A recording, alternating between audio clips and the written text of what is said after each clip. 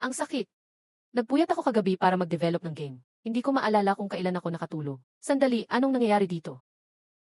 Tatlong tiyo, sana gabayan mo ako mula sa langit. Bigyan mo ako ng S-class na Beastmaster talent. Hindi, bro. Wala pang 7 araw mula namatay si tatlong tiyo mo. Sigurado ka bang siya ang hihingan mo ng tulong? Ang weird naman nito.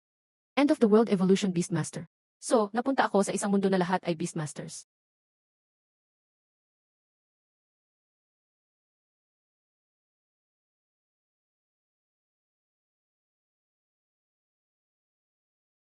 Hindi talaga matatawaran ang panganay ng pamilya Pei. Tulad ng inaasahan, ay class ang talent niya. Sa talent ni Pei Dasha, tiayak na siya ang magiging ulo ng pamilya Pei. Congrats, Pei Dasha. Pei Donglai ang hayop kong pinsan. Oy, kapatid, nandito ka rin sa awakening ceremony. Problema ba na andito ako? Anong nangyari sa inutil na to ngayon? Bakit ganyan ka tumingin? Nga, 18 ka na rin. Sakto, may karapatan ka na. Tanong ko lang, akala mo ba makakakuha ka ng magaling na talent? Huwag kalimutan, ang talent nagmumula sa dugo. Kaya tulad ng mama mo, patay na. Pinakawalang kwentang undead talent ang makukuha mo. Totoo naman si Pei Dasha, kahit bastos magsalita. Beastmaster din sa undead ang nanay niya. Malamang siya rin. Simula nung digmaan sa Chancing Nest, 18 years ago, lahat ng gumagamit ng undead ay nababagsakan ng sumpa. Sayang, parang wala ng silbi ngayon. Susunod na si Pixing eh. Ikaw na ang mag-aawakin. Susunod na si Pixing eh. Turn mo na mag-aawakin.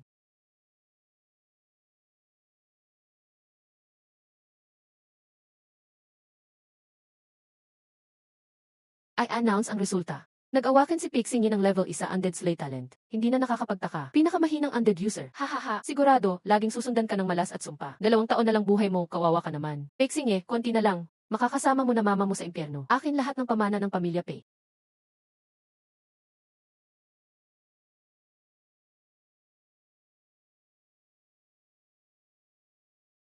System detected. Awakening system bound successfully to host. Godwood system activated.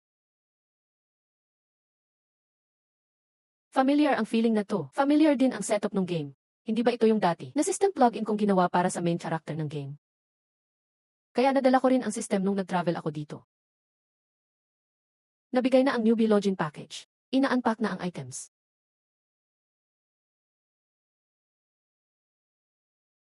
Nakakuha ng reward. Reaper domain, kamay ng ama. Hates blood shadow. Mama, namatay sa laban. Tatay, nawawala. Sinusundan ng sumpa. Luging-lugi ang simula. Mukhang, ito na ang final warning ng Diyos ng panahon sa akin. Sa pinakamaikling oras, kailangan kong baliktarin ang malas na tadhana. Hahaha, bro, undead nga talent mo. Undead nga. Undead slay kapag 1-0 na lang gihi ng kalaban. Siguradong instant kill. Ang astig pakinggan yan ha. Pero dahil sa sumpa, ilang taon pa kaya ang itatagal mo? Hindi bale, aalagaan ka pa rin ng pamilya Pei. Hindi naman namin ramdam kung dagdag ka sa mesa. Parang aso lang, ganun kakadaling buhayin. Pei Donglai, tandaan mo, kung ano ang narating ng pamilya Pei ngayon, dahil yun sa mama ko, siya lang ang lumaban para dito. Kung wala si mama ko, wala namang kwenta ang pamilya Pei ngayon. Ikaw, ano, bakit? Hindi ba totoo sinabi ko? Bago mamatay si mama, sobrang laki ng naiambag niya sa Yanse Emperor. Samantalang ikaw at tatay mo, pumapapakin lang kayo sa pawis ni mama. Pamilya ni mama ko to. Pei galing kay Pei Chuzhuang. Lahat ng iniwan ni mama para sa akin. Babalik lahat sa akin. Ano ba kinain ito ngayon? Hintayin mo ako. Peixing pag nakapasok ako sa Chaos Academy at ikaw ay palaboy na lang sa daan, kahit magmakaawa ka, gugustuhin kong maghirap ka palalo. 3 araw na lang bago ang national exam. Kailangan ko ng A contract, isang undead beast. Reaper domain, open.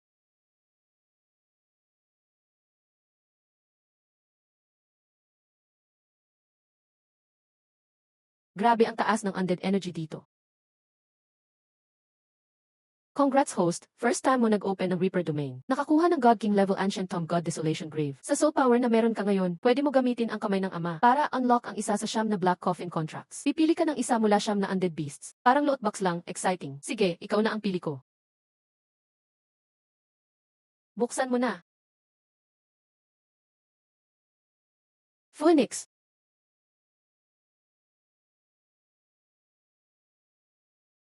Tutu, pure ancient mythical bloodline. Pure Phoenix tribe genes. At bago mamatay ang Phoenix na to, umuabot siya sa king level, Black Phoenix King.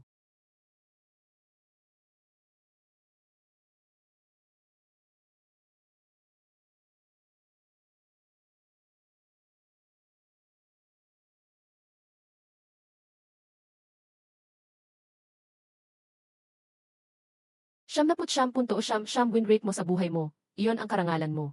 Pero ang pagkatalo sa huling laban ang hinanakit mo. Mula ngayon, sumama ka sa akin bilang undead. Magiging contracted beast kita. Ako ang magpapatunay. Sa ilalim ng pamumuno ko, lagi kang panalo, 100 win rate. Blood contract completed. Dahil limitado ang lakas ng host, downgraded muna ang Black Phoenix sa batang undead form. Sa national exam after 3 days, mag-shine tayo at magpakitang gilas.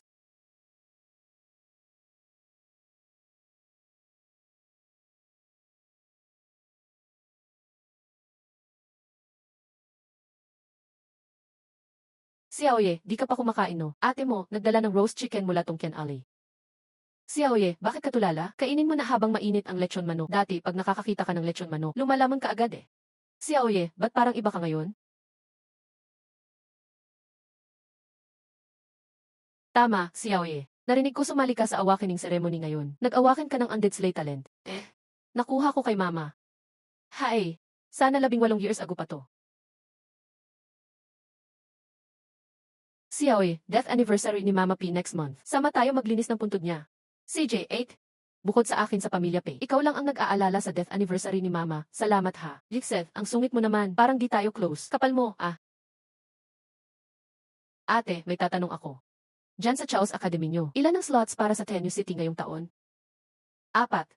Sa totoo lang, sa Chaos Academy, halos napili na agad kung sino. Mga qualify lang, si Tuksu ng pamilya Situ, si Huang Fubo ng pamilya Huangfu, si Kinyanli ng pamilya Rikin, at tayo mula sa pamilya Pei. Alam ko na, yung ika-4 na pumasa sa standard ng Chaos Academy. Siya nga yung pinsan nating si Pei Donglai. Sorry, Mama Pei. Kasalanan ko, hindi ko na alagaan si Xiaoye. Ate, kung sa national exam 3 araw mula ngayon, kung makapasa ako sa Chaos Academy, araw-araw na ba kitang makikita? Ha? Ano nang sinasabi mo? Sinasabi mong gusto mong pumasok sa Chaos Academy? Ate, tama ang narinig mo. Pipiliin ko ang Chaos Academy. Si Aoye, maganda na mataas ang ambisyon mo. Natutuwa ako, ate mo. Pero 4 lang ang slot. Sa talent mo sa Necrotype, magiging mahirap para sa iyo sa assessment. Ngayon, sa mundo ng mga Beastmaster, hindi na ito panahon ng Necrotype. Ate, seryoso ako. Sa national exam 3 araw mula ngayon, tatanggalin ko si Pei Donglai sa listahan, at papasok ako sa Chaos Academy. Yung tingin ni Xiaoye, bakit biglang parang ang tapang niya? Ito pa ba yung pixie niya na kilala ko? Xiaoye, hawak mo ba si ate? Anong membership card yan? Galing sa anong store? Iyan ay gold membership card ng Tingyuxuan. Alam mo naman, magkakilala kami ng owner doon. Nakiusap ako kay Tingyu para ibigay sa iyo ang isang rare bloodline na Necrotype Beast. May 3 araw pa bago ang national exam. Pumunta ka ng Tingyuxuan kung may oras ka. Gamitin mo ang card na to para bumili ng beast. Tapos mag-contract ka sa kanya. Maging tunay na Necrotype Beastmaster ka. Ate, ang bait mo talaga sa akin. Nakiusap siya kay Ate Tingyu para makakuha ako ng rare bloodline na Necro Beast. Sigurado ako may utang na loob siya kay Ate Tingyu. Sa rare bloodline na Necro Beast, pasok na ako kahit sa third-rate na Beastmaster Academy. Pero ako si Pixing eh. Pupunta lang ako sa pinakamahusay na Chaos Academy.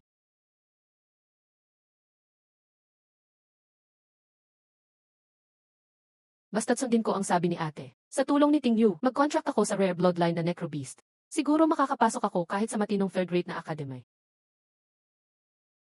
8. Kailangan pa ba mag-exam ang isang certified genius tulad ko? Ngayon, hindi ako ang ate mo. Isa akong examiner. Mag-ingat ka sa sinasabi mo. Okay, ginoong examiner, para patas. Ngayon, a-attend ako ng exam. Papatunayan ko ang lakas ko.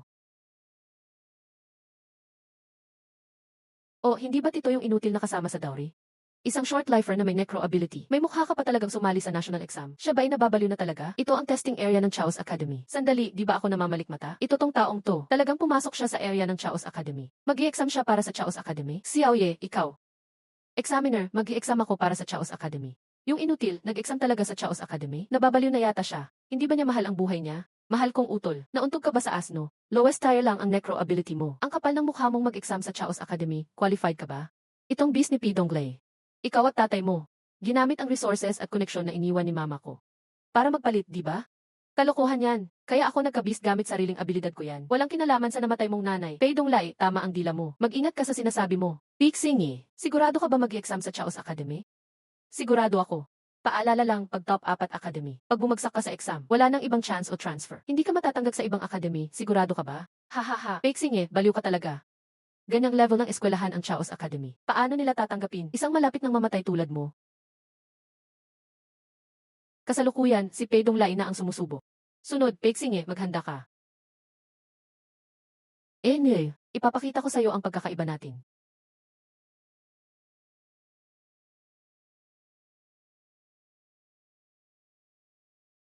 Charge. Lichan, Thunderstorm. Thunder Sword Demontager. Legendary bloodline talaga ang presale na to. Kulang ang bloodline power. At ang talent ni Pidonglay ay Blood Fiend. Kapag umatake, makaka-absorb ng DV ng Iron Armored Lizard. Gagawing sariling D. Malakas ang sustain ng Blood Fiend sa laban. Baka kaya niyang patayin ang 20 Iron Armored Lizard.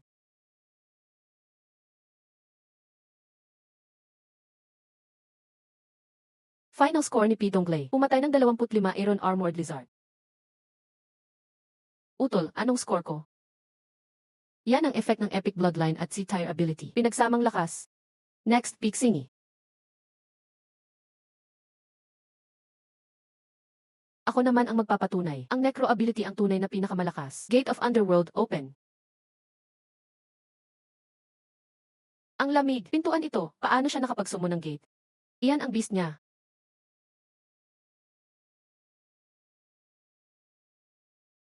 Gate of Underworld. Totoo, Gate of Underworld pa nga. Kapag ang Necro Beast na nasumon, may Mythic Bloodline, saka lang bubuksan ang Gate of Underworld. Ibig sabihin si Hexinge, nag-contract ng isang Mythic Bloodline Necro Beast. Si Hexinge, short lifer lang. Saan siya suswerte ng ganoon? Tama. Imposible siyang mag-contract ng Mythic Bloodline Necro Beast. Hindi talaga pwede. Ganun ba, Fengming to ah?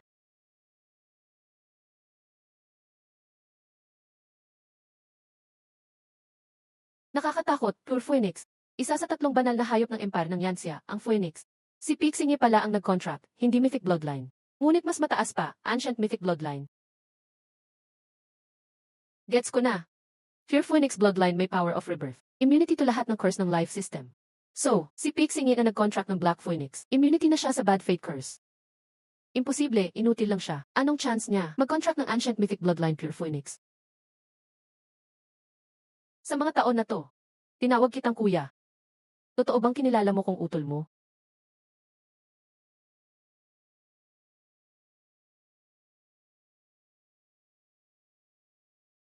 Ang taas ng attack ng Black Phoenix sa Iron Armored Lizard, hindi na trigger ang Necro Execution Effect.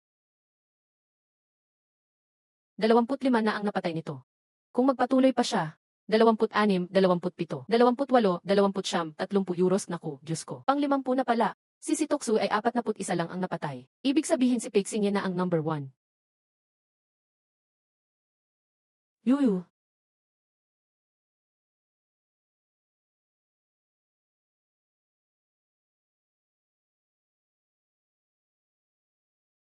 Pinakabagong balita mula kay Lord Patriotic King. Ngayong taon ang pambansang pagsusulit. May lumitaw na kakaibang henyo sa Tenyu City.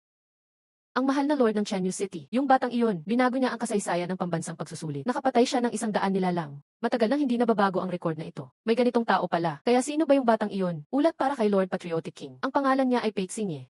P. Tama. Siya ang anak na iniwan ni Lord P noong namatay siya. Nung sanggol pa lang siya. Binalikan mo siya noon. Si Pixinge, aking kapatid. Inangat niya ang pinakamataas na marka sa pambansang pagsusulit. Ginawang 3 digit. 100 nilalang na lang talaga upang basagin lang ang record ng pambansang pagsusulit. Habang nagpapakita siya ng gilas, sinusubukan pa rin niyang huwag ibunyag ang lahat ng kanyang lakas. Talagang kakaibang henyo siya. At ito mismo ang kailangan ko sa isang kasama. Paano nangyari ito? Kilalang-kilala ko siya sa loob ng 18 taon. Wala siyang kwenta noon. Bakit biglang ganito? Hala grabe. Tingnan niyo ang resulta. Sobrang exciting na nito. Ikalima sa lungsod si Pidonglay. Ayon sa patakaran ng Chaos Academy, 4 lang ang slot para sa Chenyu City. Ate, pakiusap kay principal. Baka pwede ngayong taon maging exception. Isama mo na rin ako. Sige na, ate. Una sa lahat, exam room to. Ako ang tagapagbantay dito. Hindi kita ate. Pangalawa, ang admission rules ng Chaos Academy. Di na babago kahit sino pa. Si Sitoksu at Huang Fuboy. Kinyanlin at Pixinge. Itong 4 na mag-aaral natanggap sa Chaos Academy. Sila ang mga dekano, Zhuge Qingfeng ng Tao Ti Academy. Li Jinyan ng Kyongki Academy. Lin Kanghai ng Taohu Academy. Aba, magaling, napakagandang talentong ito. Karapat dapat nga na siyang pinakamalakas at top scorer. Ang kinya lahat ng katangian ng isang magaling. Ayoko pa talagang sumuko. Pixinge, kung handa kang iwan ang Chaos Academy, bakit palad ang Kyongki Academy para sa'yo? Ang Taohu Academy namin nag-aalok ng pinakamalaking scholarship at bibigyan ka ng sariling kondo. Pixing diretso na ako. Sa 4 na akademya, ang Taoti Academy namin. Nagpalaki na ng maraming Necromancer Beastmaster. Kaya naman, marami pa kaming evolution materials para sa Undead Beasts. Alam mo na. Tabi kayo dyan. Hihi, Pixing Ako si Wang Defa, Principal ng Chaos Academy. Hello, Principal Wang. Sir, anong ginagawa niyo rito? Teacher P. Siyempre personal kong ibibigay ang admission letter sa pambansang top score. Ipinapasa ko ang acceptance letter. Fatty Wang, wala kayong resource para sa Wangling si Beasts. Ano ang ginagamit niyo para palakihin si Pixing Basta pumasok si Pixing sa Chaos Academy. Kahit maubos ang yaman ni Wang Befa, gagawin namin ang lahat para kay Pixing Ibibigay lahat ng kailangan niyang material. Lahat tayo nagmamatigas dito. Pero si Pixing pa din ang pipili. Pixing piliin mo ang Taoti Academy. Basta Taoti Academy ang piliin mo. Ako naman. Pipiliin ko ang Chaos Academy. Impossible. Si Blackheart pumili pa rin ng Chaos Academy. Kakaibang henyo talaga. Karapat-dapat siyang tawaging monster genius. Iba ang utak niya sa ordinaryong tao.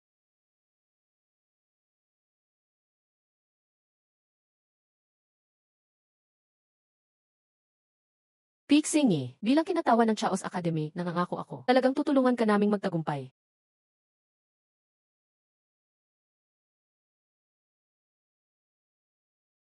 Congratulations, naka-unlock ka ng pambansang top score. Parangal ay iginagawad. Hand card ng Amagod Upgrade at Gintong Phoenix Sea. Pakitanggap.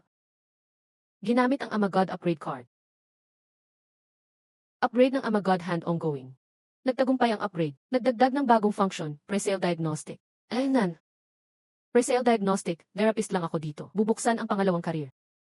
Para mas mabilis akong makabuo ng sariling koneksyon.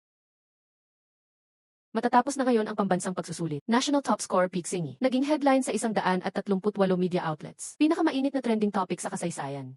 Pinagsamang pagsusuri ng 18 gold medalist purifier. Ipinahayag ang data panel ng Undead Phoenix. Tingnan ang detalye, lalo kang kuminang. Lalo kang tititigan ng mundo. Lahat naiinggit sa'yo, lahat gustong talunin ka. Pixing malalampasan mo kaya ang dead end na ito?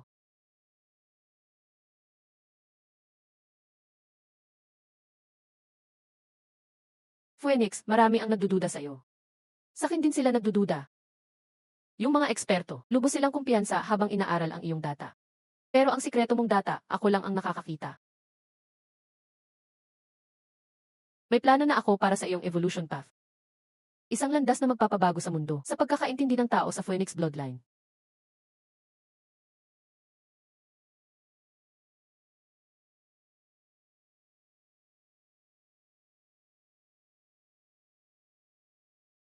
May 2 oras pa bago magsimula ang opening ceremony. Tara, silipin muna natin ang mga pre-sale stores malapit dito. Iba talaga ang malaking syudad. Itong isang kalsada lang, ang daming 4-star pre-sale stores dito. Dapat makakahanap ako ng maganda-gandang quality. Mga Beast Crystal na may ice attribute. Sandali, parang pamilyar ang ganitong classic na dekorasyon. Baka naman totoong tingyuksuan ito. Siguro, namisek lang.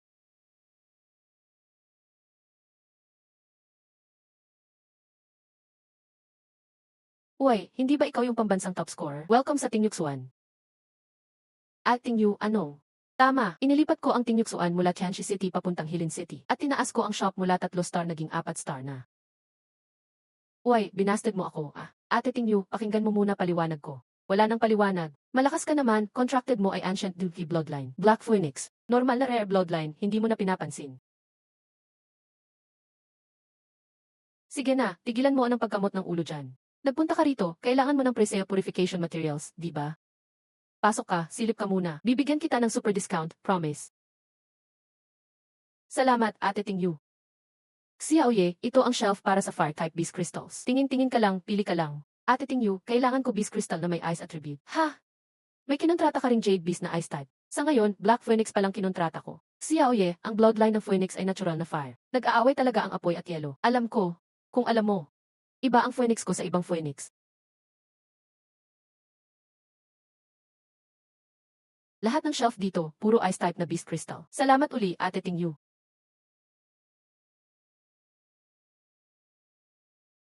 Pagka-discount, 530,000 yuan.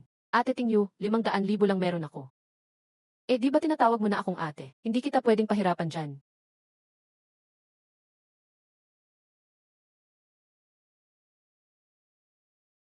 Ate Tingyu, ito na ang storage ring para sa'yo. Regalo ko sa'yo sa pagpasok mo sa Chaos Academy. At bilang regalo sa ika-18 mo na kaarawan. Ate Tingyu, sobrang mahal naman ang regalo mo. Katulad kami ni Ingru, ate mo rin ako. Nagpapakabait ka pa, magtatampo na ako niyan.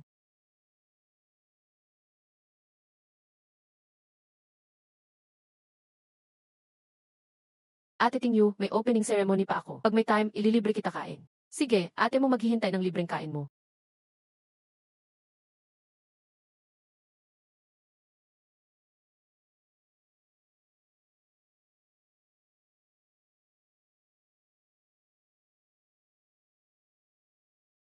Sa Hilin City na ako nakabase ngayon. Kakapasok lang ng inyong highness kanina. Bumili siya dito ng ice-type beast crystals. Si Ate Tingyu at ang pinsan ko ay sobrang close. Besties sila. Kaya ganito kabait siya sa akin, makes sense naman. Pero saan kaya siya kumuha ng resources at connections? Na mailipat ang Tingyuksuan mula Tianxi City, papunta agad sa Hilin City. At ang level ng presale shop na ito, diretso agad mula 3 star naging 4 star. Ganito kalaking expansion sa maiksing panahon. Hindi lang pera ang kailangan dito. Mukhang may tinatago si Ate Tingyu. At siguradong hindi lang basta-basta.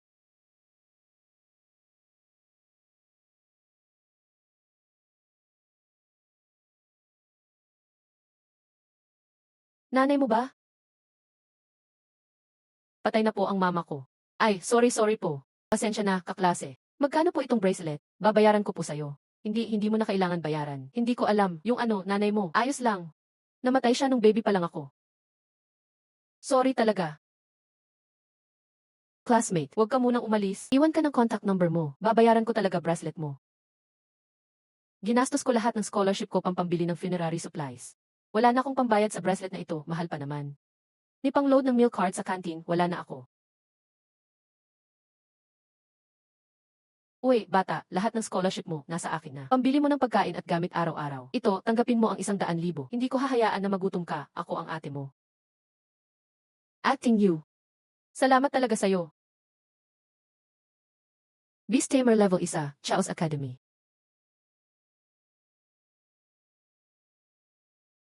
Mama. Mama, opisyal na akong Beast Tamer. Ah, uy, kaklase, ikaw pala yan. Sorry talaga kanina, hindi ko talaga alam tungkol sa mama mo. Welcome.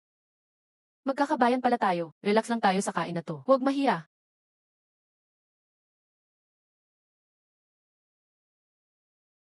Huang Fu, kaklase. Yung bracelet mo, babayaran ko talaga yan. Hindi talaga kailangan. Sa susunod na 3 taon sa academy, magkakasama na tayong lumaban, classmate. Ayon sa patakaran ng Chaos Academy. Ang mga tests at trials sa loob ng 3 taon. Suot ng small teams lahat. Kaya nag-organize ako ng ganitong salu-salo. Siguro gets nyo na ang dahilan. Si Situksu. Ibig mong sabihin, magte-team tayo 4. Top score, anong say mo?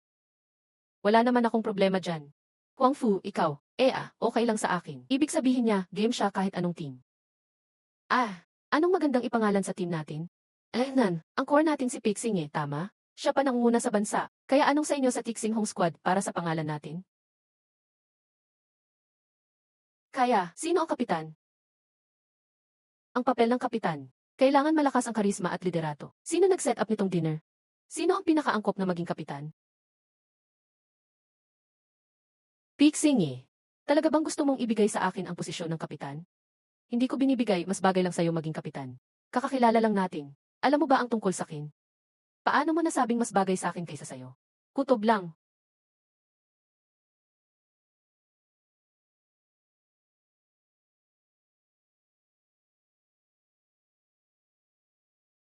Nan. Ang galing naman, Jixen. Nga, ang koinsidente. Ayos ka ba sa team lineup ko? Siyempre okay ako dyan. Sige nga, paliwanag mo. Ang talento ni Huang Fuboy ay recall. Nakakabigay siya ng dagdag lakas sa team fight. Nagtataas ng chance for errors. Ang talento ni Kinyanlin ay reflection presale. Kapag nag-release ng attack, pwedeng tumalbog sa iba't ibang kalaban. Nagbibigay ng malawak na G-attack. Ang talento mo ay petrification. Ang presale mo ay Shadow Demon Orb. Pwede mong padaliin mga skill. Kaya mong mag-double control ng malakas. Ang talento ko ay Undying Kill. Sa laban, kaya kong tapusin ang low health na kalaban. Healing at Renew. Team Damage. Double Control. Efficient Finisher. Ganyang klaseng team. Pwede lang tawaging perpekto. With your wit, kaya mo ring mag-lead. Balik tayo sa tanong, bakit mo ibinibigay sa akin? Sabi ko nga, kutob lang. Sigurado akong tama ang kutob mo. At least sa pagpili mo sa akin bilang kapitan. Feeling ko hindi ako nagkamali. Nakakatuwa kang tao. Kapitan, kung wala ka ng kailangan, babalik na ako sa kwarto para magpahinga. Na. Pixing ikaw.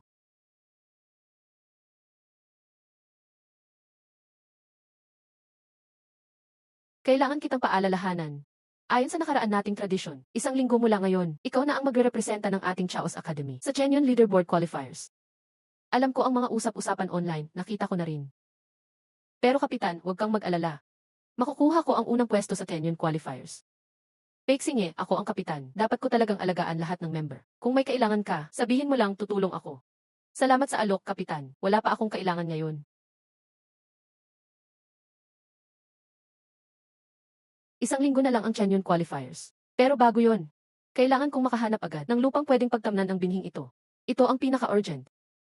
Mag-build ng connections. Pinakamabilis kumuha ng resources. Ay buhayin ang second job ko.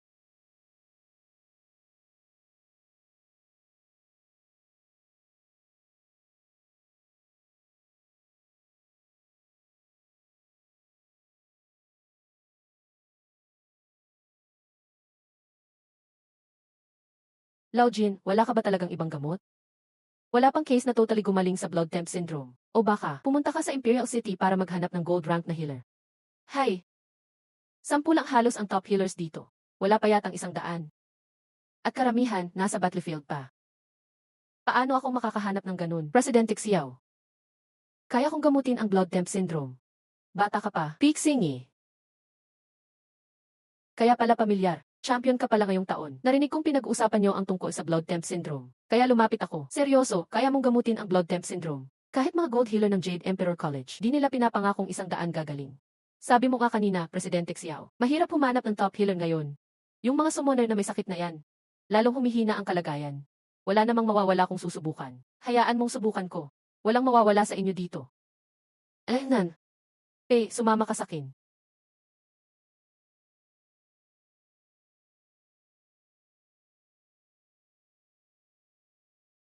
Blood temp syndrome At malala pa. Paano mo balak gamutin yan? Kailangan kong usisain ang pulso nila. Anong pulso? Haha, talaga. Naglalaro ka lang ba? Gagamitan mo ng traditional Chinese medicine ang Jade Beasts. Presidente Xiao, tingin ko pinaglalaruan lang tayo ng batang to. Mas makapal pa ang balat ng Jade Beast kaysa kumot sa taglamig. Mahahanap mo ba pulso nila? Presidente Xiao, pag may duda, huwag gamitin. Pag gagamitin, huwag pagdudahan. Sige, dahil dyan sa sinabi mo. Bahala ka.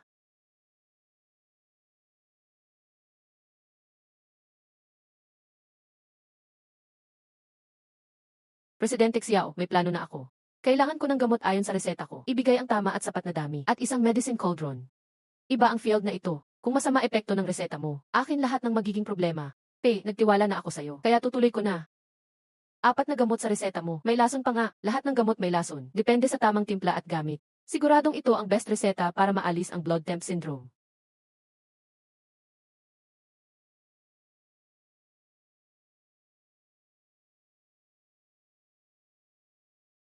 Oh.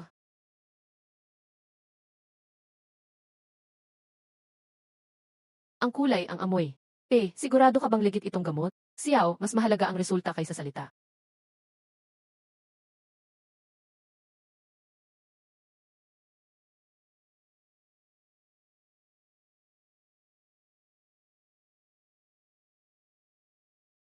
Grabe, hindi ka panipaniwala. Talaga bang kayang gamutin nito ang bloodworm disease? President. Ayon sa test, lahat ng indicators ni Hunter High ay balik na sa passing level. Nawala na rin lahat ng sintomas ng bloodworm disease. Kailangan lang magpahinga. Less than 2 weeks, fully recovered na. Pwede na siyang lumaban.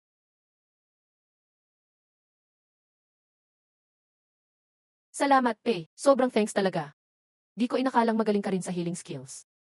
Pati bloodworm disease, kaya mong gamutin. Xiao, basta mag-supply ka ng sapat na herbal ingredients. Kaya kong gamutin lahat dito. Lahat ng beast na may bloodworm disease. Ang galing niyan. Ganito na lang. Sumali ka sa Blackwing Guild namin. Xiao President. Naiintindihan ko ang mabuting hangad mo. Kung ayaw mong sumali sa Blackwing Guild namin. Paano kita pasasalamatan? Xiao, gusto kong mag-business deal sa iyo. Oh, anong deal? Di man ako sasali sa Blackwing Guild. Pwede akong maging pre-sale consultant ng guild.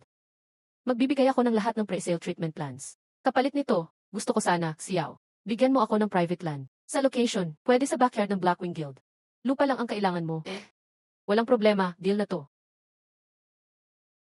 Mula noon pa, ang mga bayani kabataan. 18 years old, top national score. Ngayon, sumikat siya dahil sa medical skills. Ang Scapular Guild sa Imperial City mismo ay nag-offer. Ini-invite nila si Pigod. At di lang yan. Ang presidente ng Night Guild, si Jiwang yan, promise niya. Basta sumali si Pixing Vice President agad siya. Pati sinabi niyang magpapakasal daw sila. Ano sa tingin nyo, sino pipiliin ni Pixing?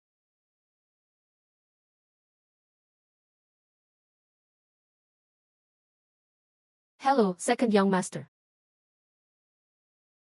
Second Young Master. Parang bagong tawag nga. Xiaoye, dumalaw si Tito. Nakaka-adjust ka ba sa buhay sa Chaos Academy? Tito, okay ka naman?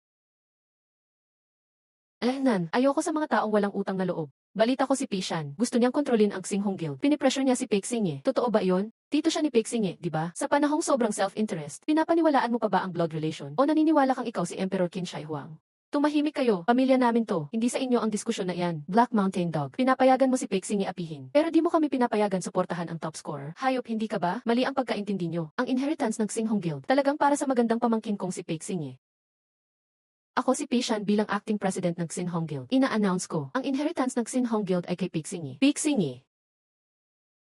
Xiaoye, kalimutan na ang nakaraan. Nagka-misunderstanding lang tayo dati. Huwag mong iwan ang Xinhong Guild. Simula ngayon, iyon na ang Xinhong Guild. Tutulong kami ni Donglai sa'yo. Hahaha. Good tito ko. Ang ginawa mo dati, misunderstanding lang pala? Sige, tuloy ang misunderstanding na to. Pixing.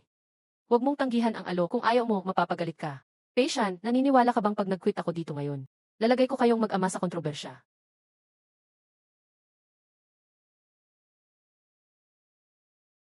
Weixing. Ano ba gusto mong gawin ko? Simula ngayon, lahat ng tao sa Xinghong Guild. Dapat tawagin akong Young Lord. Pangalawa, ipagawa ng separate shrine para sa nanay ko. Mag-offer araw-araw. Okay. Umapayag ako. Kakain muna ako ng spicy hotpot. Balik na kayo. Second Young Master, kami. Ano tawag niyo sa akin? Young Lord, aalis na kami. Pixing. Captain, may kailangan ba? Panalo ang strategy mo. Anong strategy? Yung pagbalik ng inheritance ng Xinhong Guild. Captain, interesado kang malaman ang about sa akin. Huwag mong kalimutan, pamilya ang Sito at Pei. 4 na malaking pamilya sa Taihai Domain City. Di lang ako makaintindi. Itong ginamit mong strategy. Hindi lang dapat para sa inheritance ng Xinhong Guild. So ibig sabihin, Captain. Mas maganda kung ngayon mo pilitin si Pishan magbitiw. Ikaw mismo ang presidente ng Xinhong Guild. Mukhang magaling ka nga sa strategy, Captain. Hindi ka lang magaling sa human nature. Si Pishan, desperado yan. Ang acting president sa Xinghong Guild. Yan ang last card niya. Kung ngayon mo siya pilitin isuko ang posisyon niya. Gagawin niya ang lahat para labanan ako. Kahit sabay kaming masira. Pixing. Mature ka at wise, parang di lang 18 ka. Captain, kung wala ka ng iba pang kailangan. Babalik na ako sa kwarto. Wait lang. Ano to? Buksan mo para malaman mo.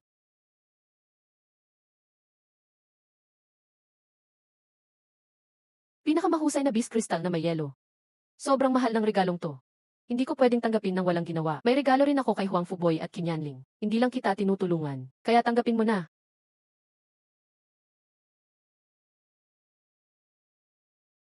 Paano mo nalaman na kailangan ko ng Beast Crystal na may yelo? Nag-imbestiga ako. Bumili ka ng maraming Beast Crystal na may yelo sa Tingyuksuan. Ipinusta mo lahat ng scholarship mo. Ang dali mong umamin na inimbestigahan mo ako.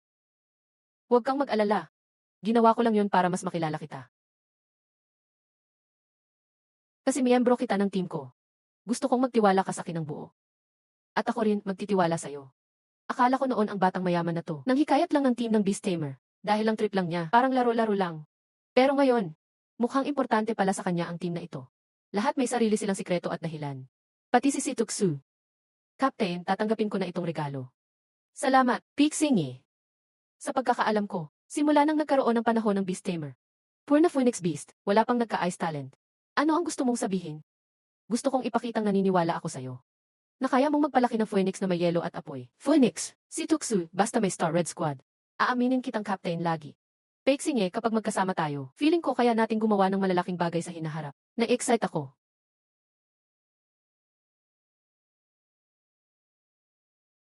Ah! mga manonood sa venue, at kayo na nanonood online. Hello sa lahat! Ako ang host ng Tianyun Ranking Tournament, Liu Ying. Sa tournament na ito, ang invited chief judge natin ay si Im Ali Kianzhong, Beast Evolution expert mula sa Imperial City. Bago magsimula ang main event, interviewin muna natin si Chief Judge Lee. M. Lee, 3 taon ka ng Chief Judge. May matindi akong tanong. Sa tingin niyo po, sino ang magiging number 1 gayon sa Tianyun? Mahirap sabihin kung sino ang number 1. Pero sigurado ako na si Paik Singi ng Chaos Academy ang huling makakapasok. M. Lee, si Paik Singi ay top sa national exam ngayon. Bakit last place ang tayo mo sa kanya? Nye. Ang national exam, para lang yung tao sa Dai Game. Ang Undine Phoenix ay ancient mythical bloodline. Kahit ibang beast tamer, kayang pumatay ng 100 na Iron Armored Lizards. Tama ang sinabi ni Amy Lee, mataas ang level ng Undine Phoenix, hindi si Paik Singi. Kung ako ang may Undine Phoenix, kaya ko ring pumatay ng 200 Iron Armored Lizards. Tama nga, yung 3 pang manlalaro, umangat na ang beast nila sa toddler stage 2. Yung kay Paik Singi lang, nasa toddler stage 1 pa rin. Hahaha, nakastock pa rin ang Undine Phoenix sa toddler. Dahil tanga si Paik Singi, pinakain niya sa Phoenix ng sobrang daming Ice Beast Crystal na di dapat. Hula ko, gusto lang ng top-notcher na to ng bagong paraan. Gumagawa ng kakaibang evolution route. Pero mayabang at walang takot tulad ng mga bata. Wala siyang alam sa special bloodline ng Phoenix. M. Lee, pwede ba na si Paik Singi palakihin ang Undine Phoenix na maging beast na may yelo at apoy? Imposible yan. Handa akong isugal ang career ko bilang evolution expert sa sinasabi kong yan. Mga kaibigan manonood, malapit na magsimula ang laban. Ang unang laban ay sa pagitan ng Paik Singi ng Chaos Academy. Ang beast niya ay Undine Phoenix. Lin Chen ng Kyongki Academy. Ang beast niya ay Electro Gryphon. Lalapit na ang dalawang players.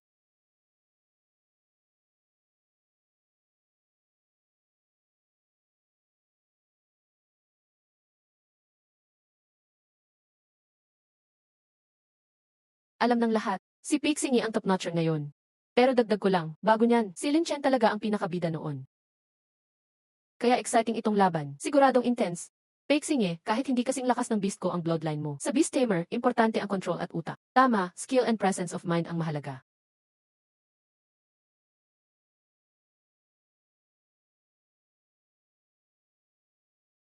Gate of the Underworld. Open.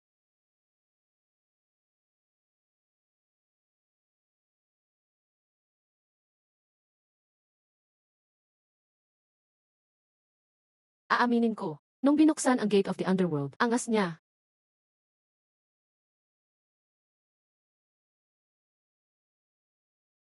Ang Electro Gryphon, beast na may kuryente, pinakamabilis sa speed. Ang bilis ng galaw at atake ni Paik Singi, hanggang dyan lang ang kaya ng Electro Gryphon. Pero bilang beast tamer, pwede ko siyang gawing mas mabilis pa.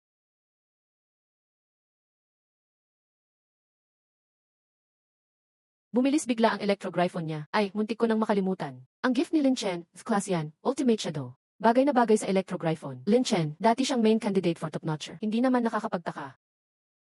M. Lee, 5 minutes na nagsimula ang laban. Ba't di pa gumaganti si Paik Singi? Ako tumira kasi baka hindi man makita ang Electro Gryphon. Kaya, imposibleng tamaan ang Undine Phoenix ng tamang atake. Xiaoye, ikaw naman magpakitang gilas ng beast tamer skills mo. Paik Singi, kung ito na ba talaga ang totoong level mo, sobrang nabigo ako.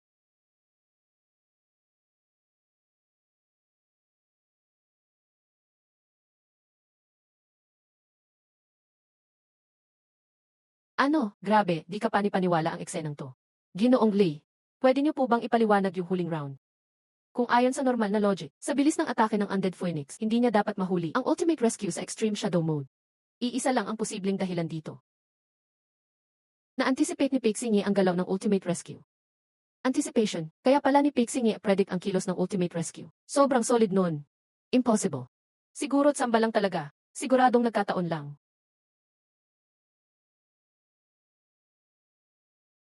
Wala.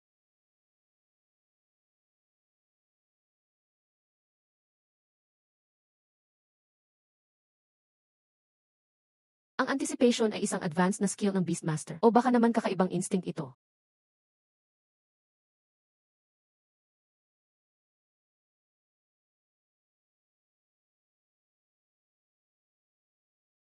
Nagpapa-showcase din si Lin Chen.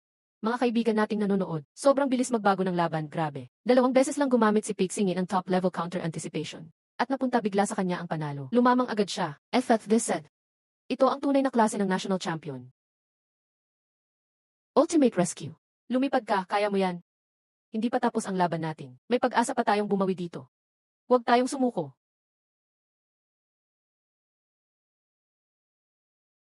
Phoenix.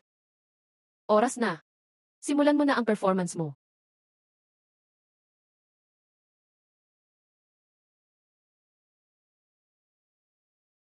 Ay, ang lamig, grabe. Nagyelo na yung tubig sa kamay ko.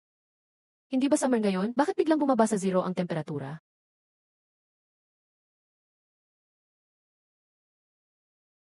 Si Undead Phoenix yan. Undead Phoenix. Hindi ka pani-paniwala. Nagising ang ice talent ng Undead Phoenix.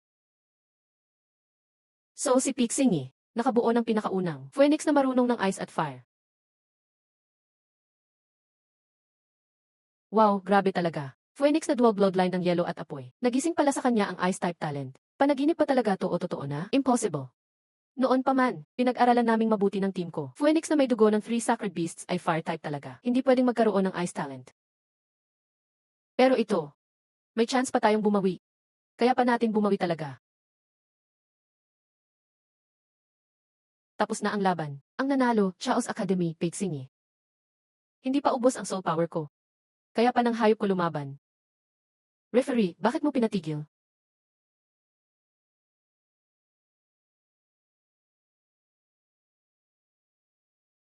Ito ang undead execution.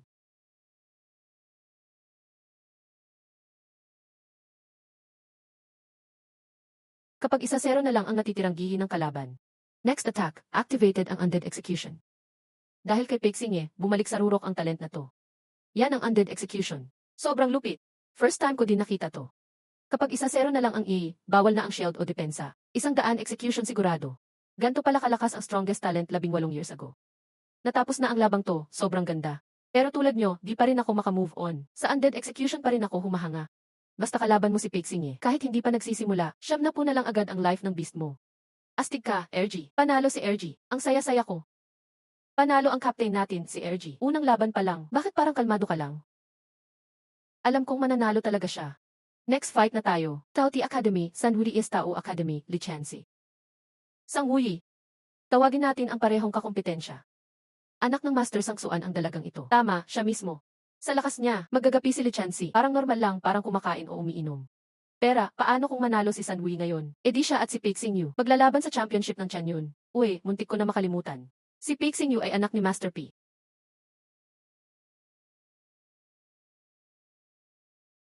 RG, sa tingin mo maganda si Sanghui o mas maganda ang captain natin?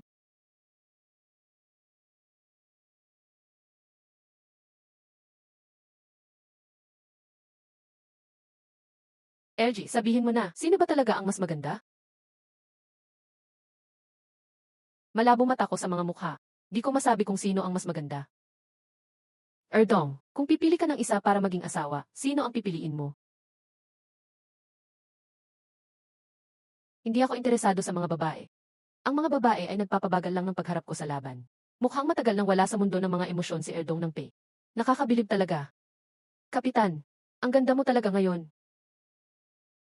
So hindi ako maganda kahapon. Kalimutan ko na sinabi ko. Panoorin natin ang laban. Mga babae, pinakamahirap alagaan sa buong mundo. Mas nakakatakot pa kaysa sa mga halimaw.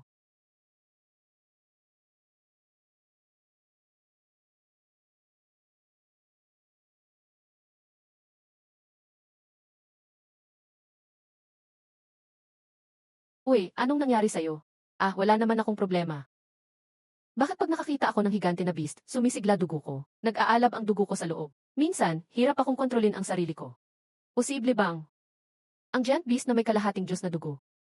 May kinalaman din sa pagkamatay ni Mama sa malaking laban ng Chancing Whirlpool. Grabe ang stats ng kalahating Diyos na bloodline.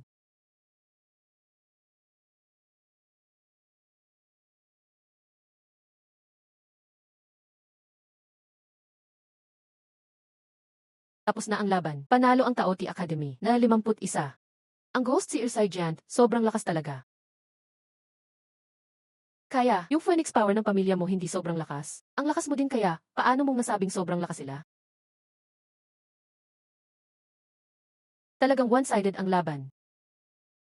Malamang maliit lang ito sa tunay na lakas ng Ghost Seer Giant. Hindi pa nga nagamit ni Sanghui ang 8th rank na galit na talento niya. Hindi pa nga ginagamit. Mga kaibigan sa audience, susunod, maglalaban ang Chenyun Conservatism. Tao Ti Academy Sang Hui Sis Chao's Academy Pixingi. Maghanda na ang mga player. Lolo Lee, sino kaya ang mananalo sa laban na ito, sa tingin nyo? Pareho silang may chance manalo. Kung hindi mabilis kumilos si Pixingi, malamang matalo siya kay Sang Hui. Malaki ang posibilidad na matalo siya. Baliktad naman, kung madadala ni Sang Hui sa matagalang laban, mapupunta siya sa comfort zone niya. Ang analysis ni Lolo Lee, sobrang objective at maingat. Hindi yan ang estilo mo ah. Natakot na kasi ako dahil sa mga nakaraang laban. Siya ang unang kasing edad ko na tumingin sa akin ng diretsyo. Unang nakapagharap ng mata sa akin. Yung babaeng yun, parang hindi tao ang presence niya. Formal na nagsimula ang laban.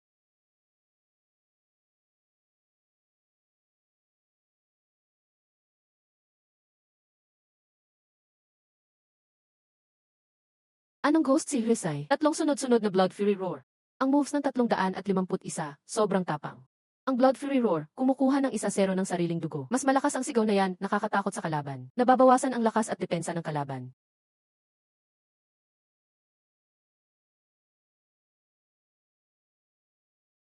Grabe, kinain talaga ng Ghost si Rizai Giant ang damage ng Luofeng Slash. Pero nagawa pa rin kumilos. Mukhang mas mahina ang Luofeng Slash kaysa iniisip natin. Si Sang Hui, talagang di lang panalo sa talent, bihira. Alam ni Sang Hui na hindi kasing lakas ang bloodline ng Ghost si Giant. Kaya tatlong magkasunod na Blood Fury Roar ang ginawa bilang simula. Kahit mawala ang 30 ng dugo ng Ghost si Giant. Gusto niyang pahinain ang Undead Phoenix para bumaba ang explosive attack.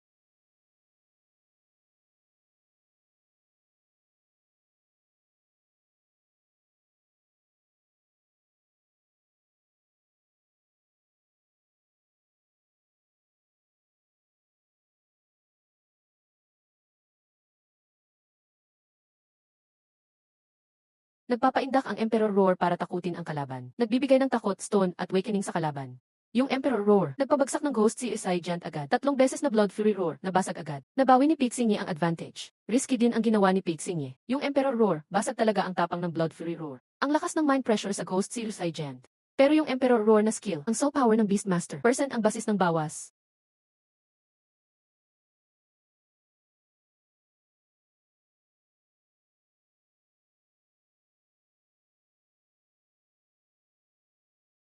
Lolo Lee, di ba magaling mag-predict ng galaw si Pixingi? Bakit 3 beses pumalya ang Luofeng Slash? Isa lang sagot. Pinredict ni Sangguli ang prediction ni Pixingi. Ano? Pinredict ni Sangguli ang prediction ni Pixingi. Grabe, ang battle sense ni Wuxin ang lakas.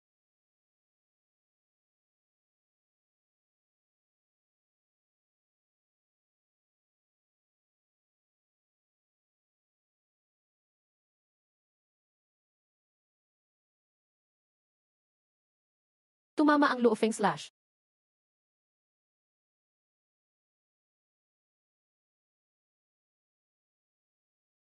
Paano nangyari iyon? Hindi ka pani-paniwala. Yung Luofeng Slash ng Undead Phoenix, walang skill na preparasyon. Walang preparasyon ng skill. Paano kaya iyon? Kung ganon, instant skill nga ito.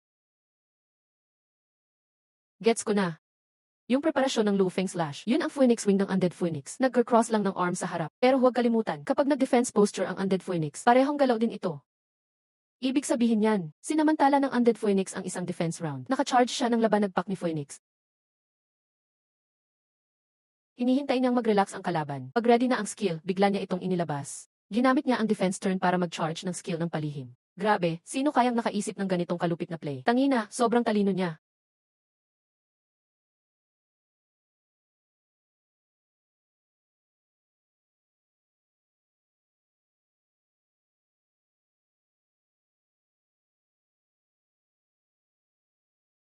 Dalawang suntok ng labanag pack ang tumama diretsyo. Mukhang konti na lang ang gifi ng Ghost Whip yan. Malapit na siyang mapatumba ni Pixingi. Pinaka nakakatakot kay Pixingi ang kakaibang galing niya. Kahit alam mo na yung teknike niya, wala ka pa ring panangga. Hanggang dito sa laban, hindi natin maikakaila na si Pixingi mas magaling kay Sang Hui.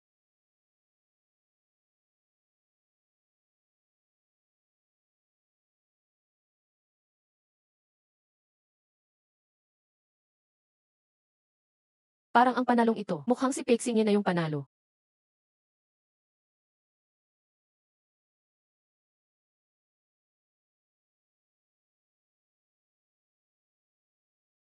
Pucha, tumayo ang Ghost Valley Giant. May twist pa ba ito? Boom! Nag-breakthrough siya. Kakatapos lang, nag-level up ang Ghost Whip Gant, stage 3 na siya.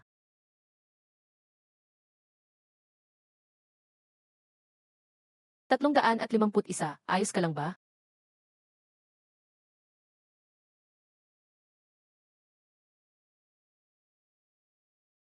Parang wala na rin akong kontrol sa katawan ko.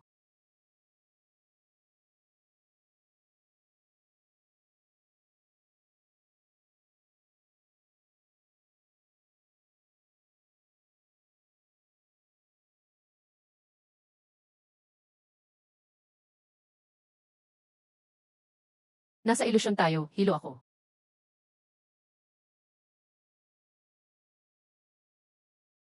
Anong klaseng digmaan ito? Na pati mga halimaw na king at emperor level. Nagiging mga pamparami lang sa laban ng mga Diyos. Literal na background lang. Master P. Dito sa laban na Euros to. Talo tayo. Kahit hindi tayo manalo. May paraan ako para mapanatili ang pag-asa ng tao. Master P. Si Mama. Dito pala dating lumaban ang nanay ko. Ibig sabihin ba nito, Master P, desidido na ako. Hindi mo na kailangan pilitin.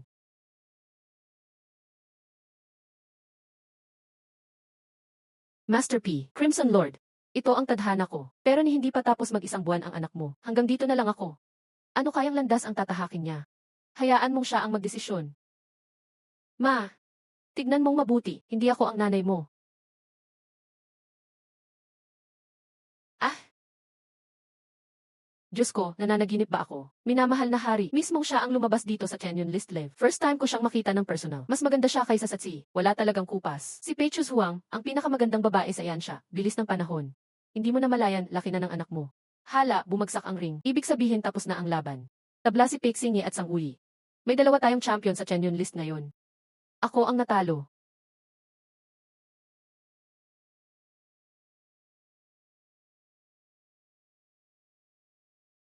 Yung nakita kong illusion kanina, siguro iyon ang nangyari 18 years ago. Yung Chancing Vortex War na nagbago sa mundo. At doon rin namatay ang nanay ko. At, ano ba talaga ang ibig sabihin ng Crimson Lord? Kahit kinubli nila ang detalye ng digmaan noong 18 years ago, pinagkaisa ng 7 bansa ang sikreto, hindi nila inilabas sa publiko. Pero usap-usapan pa rin ang ilang detalye, lumabas pa rin sa mga tao. Dragon Lord Ning. Isa siya sa mga nakaligtas sa Chancing Vortex War. Ngayon siya ang namumuno sa Yansha Empire. May Dragon Spring na 3 na talento, isa sa 7 sa lahi ng tao, dagat ng dugo. At siya rin ang pinakaunang Dragon Master sa mundo. Dragon Spring Blood Sea, kilala rin bilang Immortal Body. Walang kamatayan si Dragon Lord Ning dahil sa talentong ito. Natural lang na nakaligtas siya sa Chancing Vortex War. Walang duda doon. Pero ano bang koneksyon nila ng nanay ko? Alam ba niya kung bakit namatay ang nanay ko? Oh, nakita ba mismo niyang namatay ang nanay ko sa digmaan? Ngayon, wala pa akong lakas para magtanong sa babaeng iyon. Tungkol man sa Chancing Vortex War o sa nanay ko, bukod pa dyan. Hindi ko rin alam kung kakampi o kalaban siya. Peixingi, kalmahan mo muna. Ang kailangan mong gawin ay maging mas malakas. Kapag lumakas ka, magagawa mong alamin ang mga sikreto at katotohanan.